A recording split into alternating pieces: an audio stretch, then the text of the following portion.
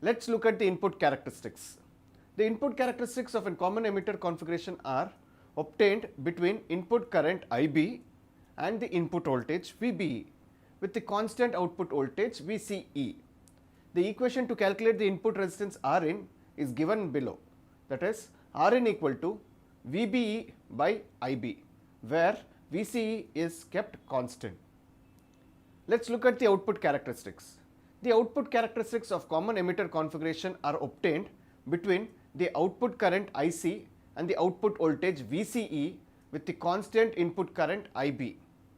The equation to calculate the output resistance from this graph is Rout is equal to VCE divided by IC when IB is at constant. It is most probably it is used in the applications of transistor based amplifiers.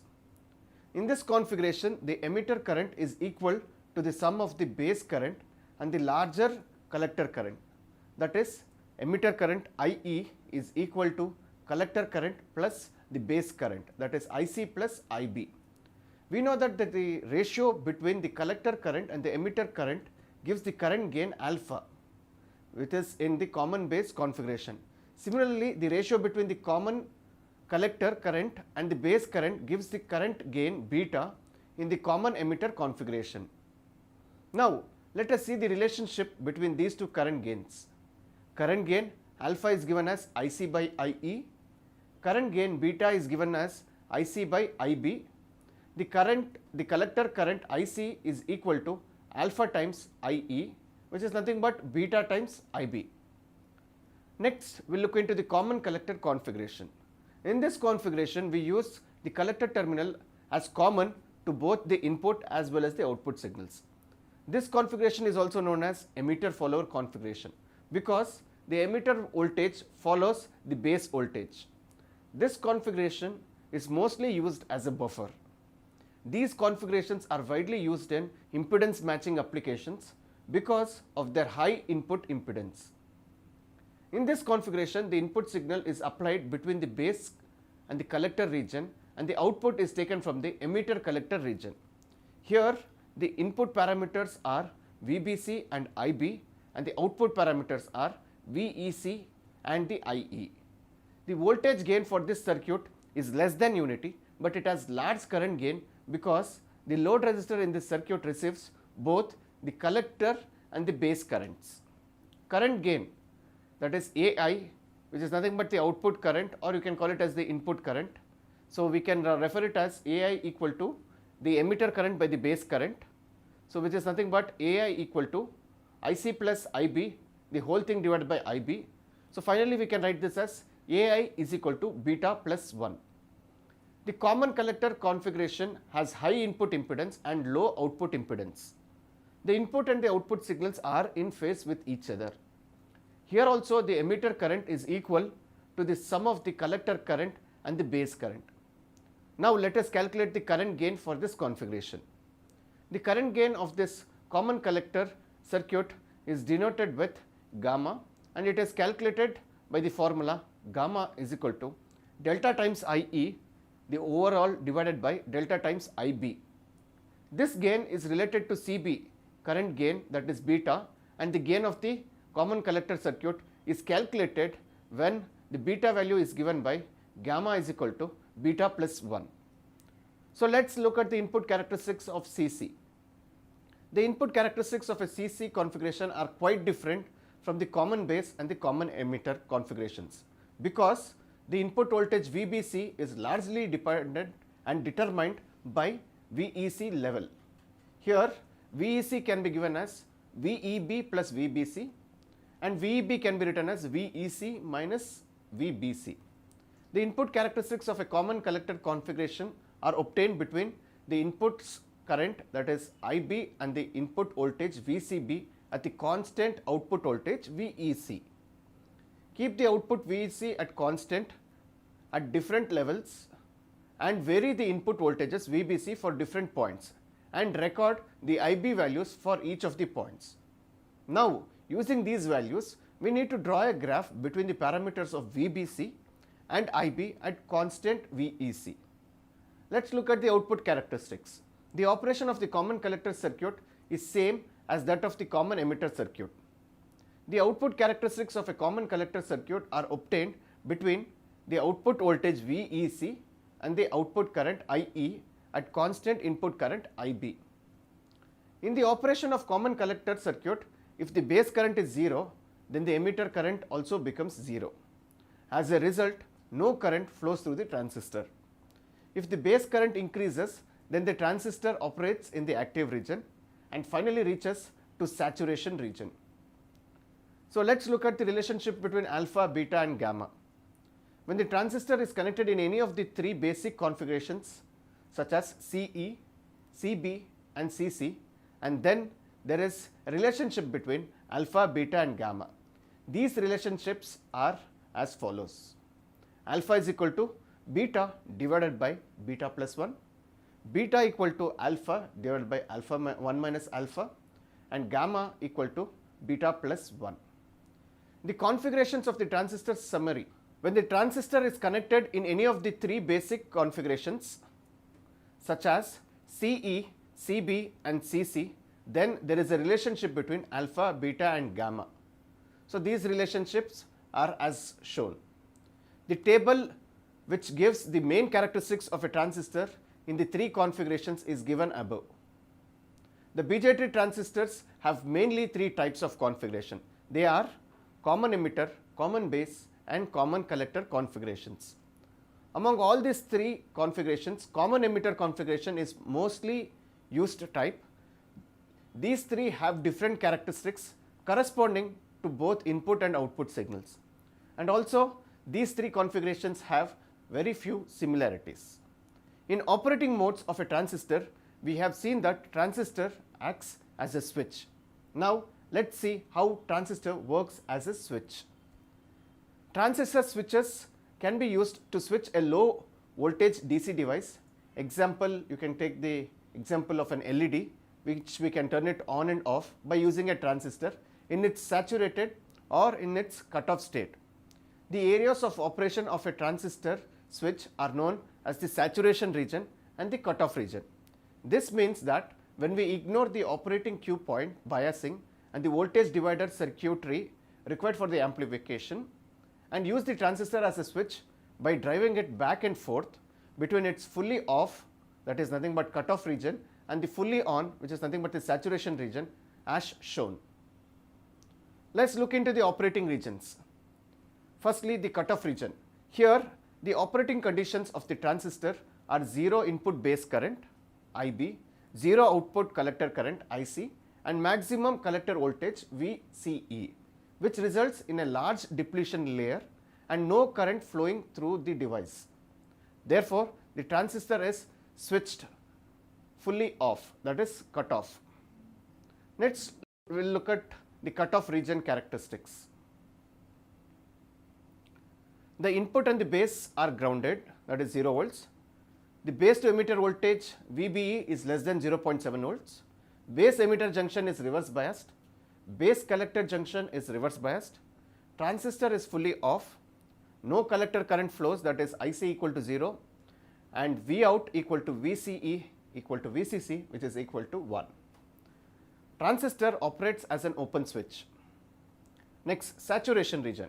Here the transistor will be biased so that maximum amount of the base current is applied, which results in the maximum collector current resulting in the minimum collector emitter voltage drop, which results in the depletion layer being as small as possible and the maximum current flowing. Therefore, the transistor is switched fully on in the saturation region. Let's look at the saturation region characteristics. The first characteristics here would be the input and the base are connected to VCC. Base emitter voltage VB is greater than 0.7 volts. Base emitter junction is forward biased. Base collector junction is forward biased. Transistor is fully on. The maximum collector current flows. Vout is equal to VC equal to 0, which is called as the ideal saturation. Transistor here operates as a closed switch. Then the transistor operates as a single pole single throw, that is we call it as SPST solid state switch with a zero signal applied to the base of the transistor. It turns off acting like an open switch and zero collector current flows. With a positive signal applied to the base of the transistor, it turns it on acting like a closed switch and maximum current, that is the maximum circuit current, flows through the device. Let's look how transistor acts as an amplifier. In the common emitter mode, the transistor acts as an amplifier. Consider a voltage divider biasing circuit, which is commonly known as the single stage transistor amplifier circuit. Basically, the biasing arrangement can be built with two transistors like a potential divider network across the voltage supply. This provides the base voltage to the transistor with their middle point.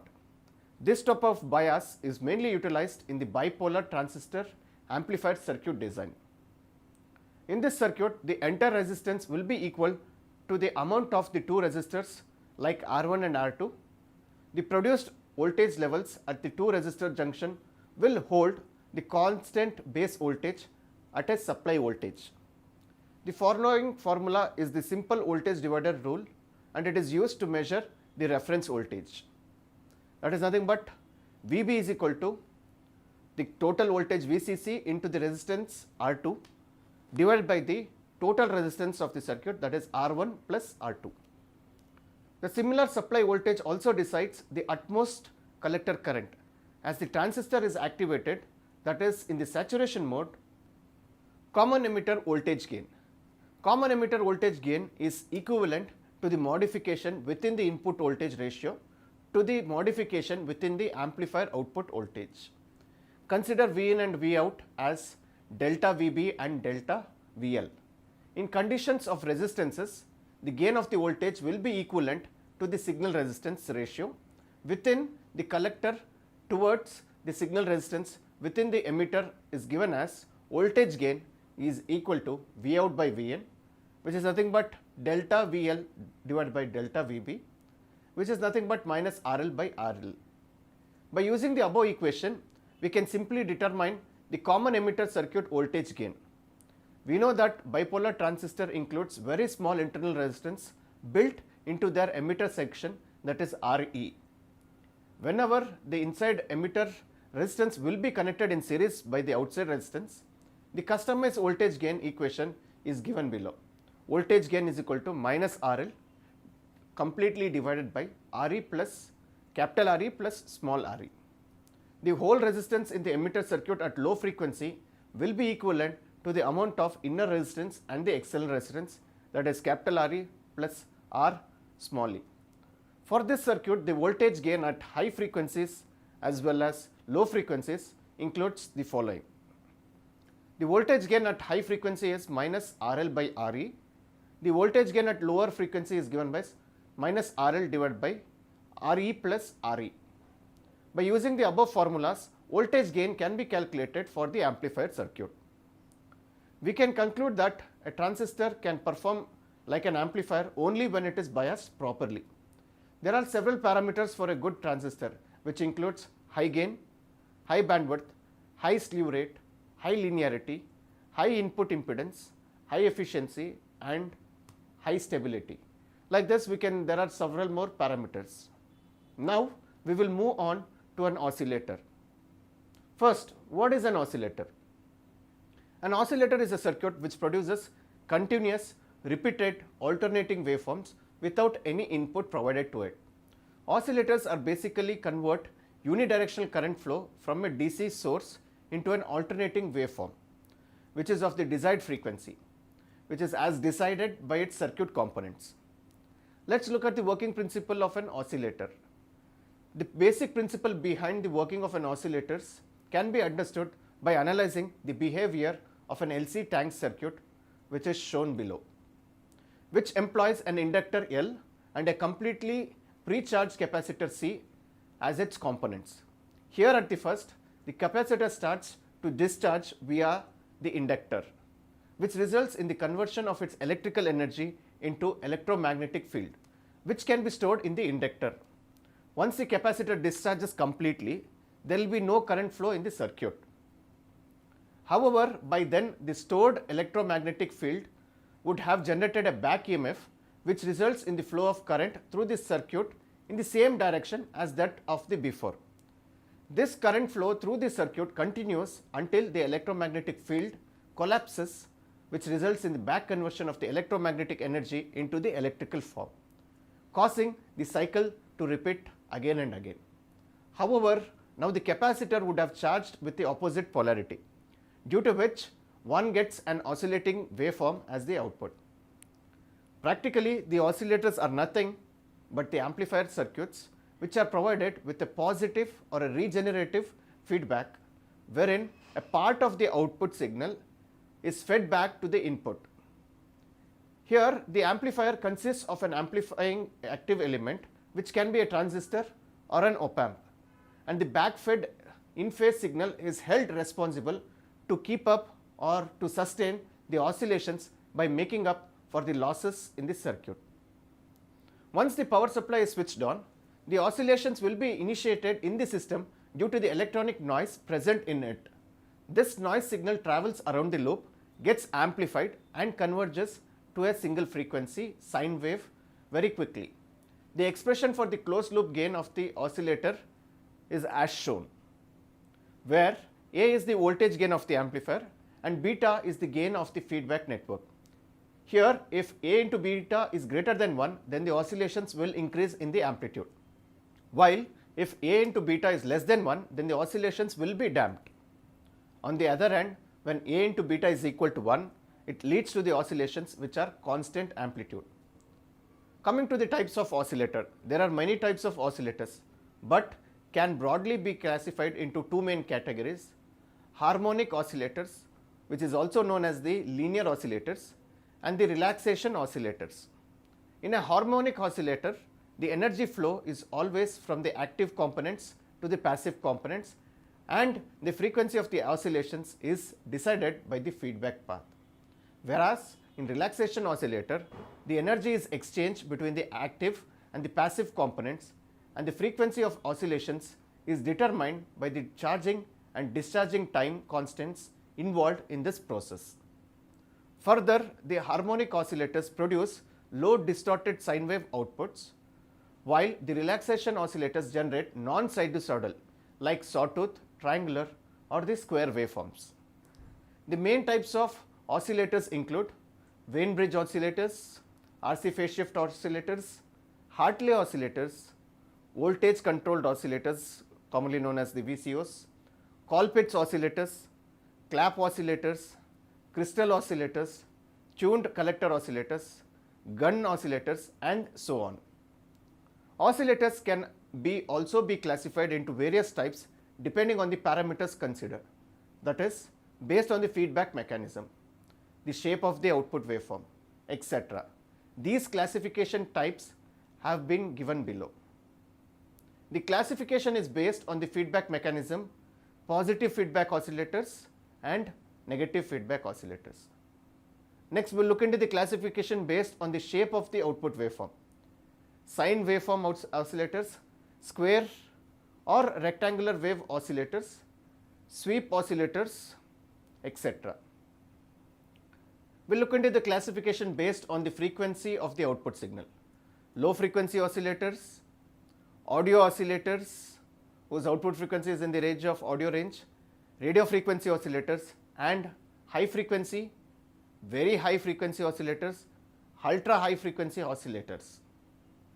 Classification based on the type of frequency control used: RC oscillators, LC oscillators, crystal oscillators which use a quartz crystal to result in a frequency stabilized output waveform. Classification based on the nature of the frequency of the output waveform: fixed frequency oscillators and variable or tunable frequency oscillators. Let's look at the oscillator applications. Oscillators are a cheap and easy way to generate specific frequency of a signal. For an example, an RC oscillator is used to generate a low frequency signal. An LC oscillator is used to generate a high frequency signal, and an op-amp based oscillator is used to generate a stable frequency. The frequency of oscillation can be varied by varying the component value with the potentiometer arrangements. Some common applications of oscillators include quartz watches, which uses a quartz crystal oscillator.